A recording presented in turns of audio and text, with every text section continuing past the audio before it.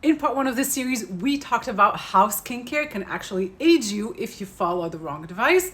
Today's video, it's even more important because no cream, no serum, no device can actually fix the damage that happens on the inside. And I'm not talking theoretically, I lived it. So let's learn from my experience. Just last year in 2024, I was nearly debilitated, bedbound for many days, exhausted, mental fog, cannot even look at a screen. I was not able to go on TikTok and do all the videos, so there was a huge gap, making frequent hospital visits, including ER visits, thinking I was having a heart attack. I had so many different prescriptions. I had seen probably 10 doctors. Just the neurologist I saw probably 5-6 times at least. The diagnosis? Nothing. So I did what I do best, which is research. I purchased a ton of books in my Audible. I was constantly listening to anything I could get my hands on that had to do with my symptoms. So I self-diagnosed adrenal fatigue, and I was right on point because all of those things that I've adopted, that I've learned from all of my reading, resolved my issue. And typically it takes months and months to reverse all the damage. It took me about 3 months to get back to baseline. I share this as an example of the damage that chronic stress can do to you. I'm a single mom, I'm a business owner.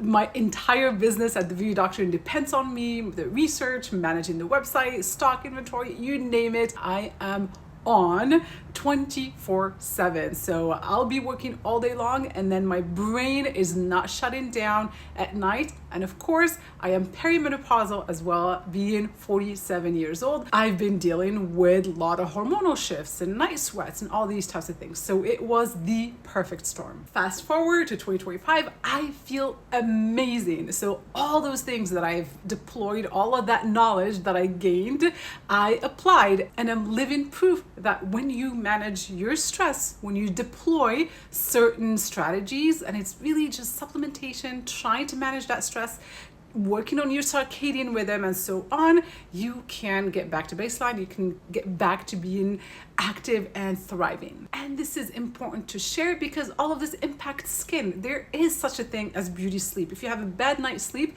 your skin suffers. I used to wake up some days looking at the mirror and I looked like I aged 5-10 years. And then I go a week where I'm managing my stress, I'm taking my supplements, I'm finally, able to sleep, and my skin is starting to look tighter, less saggy. So the good thing about late 40s is that your skin is so reactive. Everything shows up on your skin. If you just pay attention, you'll see how your lifestyle habits can impact your skin almost immediately. Whereas in your 20s and 30s, you can be doing so much damage, it is really hard to tell, and then it just hits you in those early 40s. So the goal of this video is to prevent that from happening to you. So if you still think that Botox or growth factor serum or tretinoin is going to help you have great skin past 40, think again. No external remedy can fix the damage that's done internally, whether it's from what you put on your plate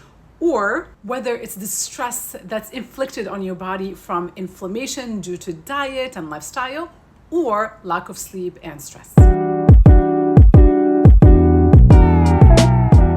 If you're new here, hello and welcome. My name is Nadia Ben-Shakroun, your guide to better skin naturally without intervention, Botox fillers, none of that, just good old lifestyle habits and good clean skincare. You can reverse aging. I've done it and you can do it as well. Mistake number one, seeing food as just calories. Most people still treat food as a simple numbers game, calories in, calories out. But your body does not count calories, it responds to them.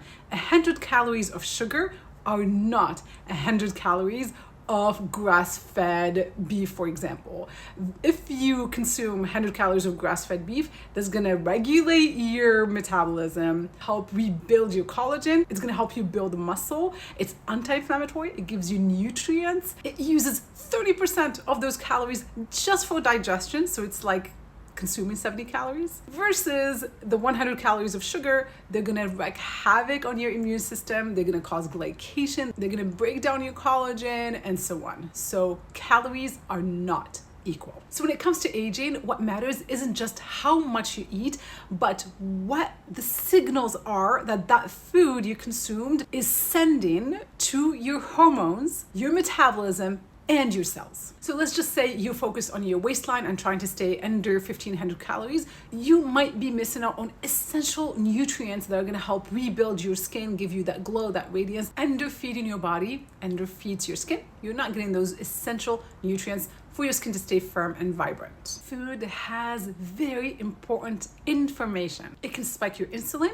trigger inflammation, feed your microbiome or destroy it, cause glycation, collagen breakdown, hormonal swings, and those don't come from calories. They come from poor food choices, combinations, and timing. So let's change the way you look at food. The first thing to look at is the macros. Am I getting high quality protein, high quality omega-3 fats in every single meal? So what to do? Look at food as nourishment. The first place to look is your macros.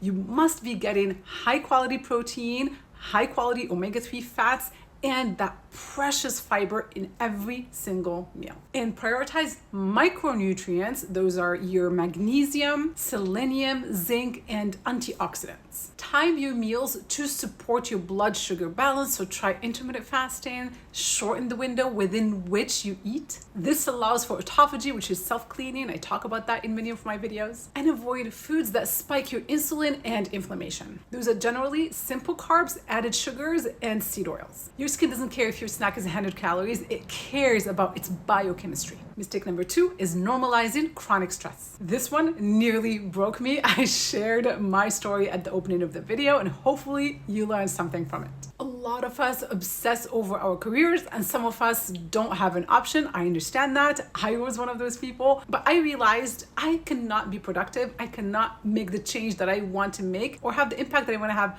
on the world if I'm debilitated and immobile in bed. Health impact aside, if we just look at this from the lens of longevity or anti-aging, whatever you want to call it, cortisol is your collagen's biggest enemy. It disrupts your barrier, dehydrates and inflames your skin. It disrupts your gut microbiome, which can have that negative effect on the skin. It also disrupts your lipid barrier. Cortisol can trigger melasma, hair thinning, sensitivity, and so much more. So what can you do? Take adaptogens. You can support your body with supplements. That's really what got me out of that adrenal fatigue, is thoughtful supplementation. So supporting the body when your body is undergoing a lot of stress, it taps into its reserves of vitamin C, of magnesium, of zinc. So make sure all of these are covered and you're taking ashwagandha, you're taking maca, myo-inositol helped me a ton, glycine helped me as well. And of course, managing that blood sugar. You don't want to have sugar because your body receives that as a stressor. Instead, increase your protein intake. And of course, support your mental state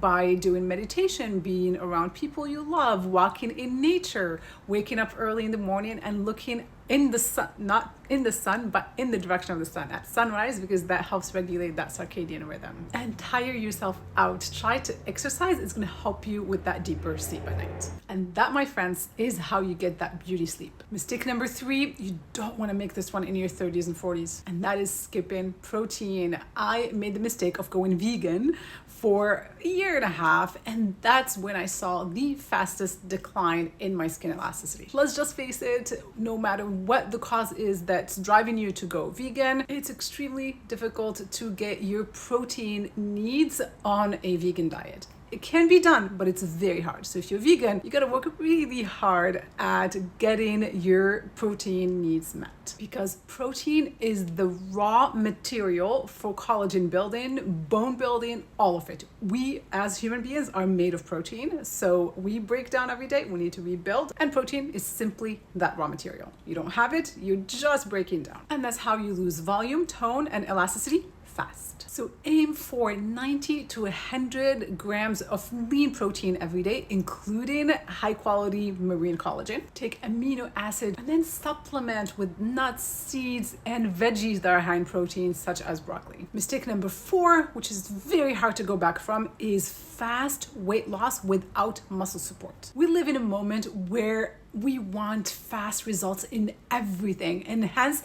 the rise of the use of these GLP drugs like Ozempic, Mounjaro. They're everywhere. And yes, GLP-1 agonists are powerful tools, yet nobody's talking about the negative impacts. First of all, you're not losing fat, you're losing muscle, which is a big mistake. Muscle is where your metabolism and your immune system lives. That's literally your longevity organ. So with rapid weight loss like that, you're losing muscle, you're also losing those fat pads. The skin loses all of its support. It's just gonna sag so quickly. I experienced that myself, not because of GLP drugs, but just from pregnancy. So I remember I gained so much weight when I was pregnant and tried to lose it fast, and I ended up with a lot of sagging skin to this day in my tummy area because that stretched that skin so fast and didn't give it time to bounce back very, very slowly. And so that's the exact mechanism that happens with our skin.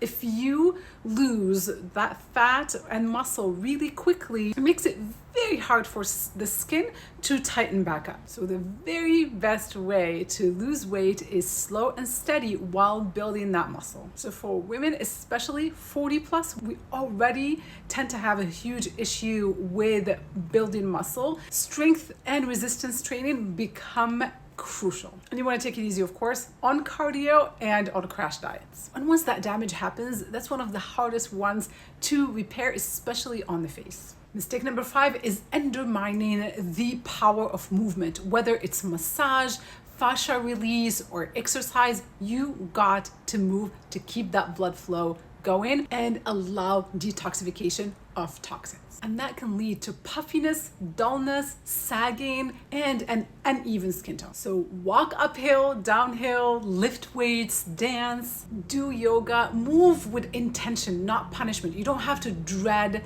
that visit to the gym. If you sit at a desk like me all day, get up in between videos or emails and do a few squats, lunges. There are so many things you can do in place that can just keep that blood flowing. I hope this video was helpful. Until the next one, be well, be safe, be beautiful.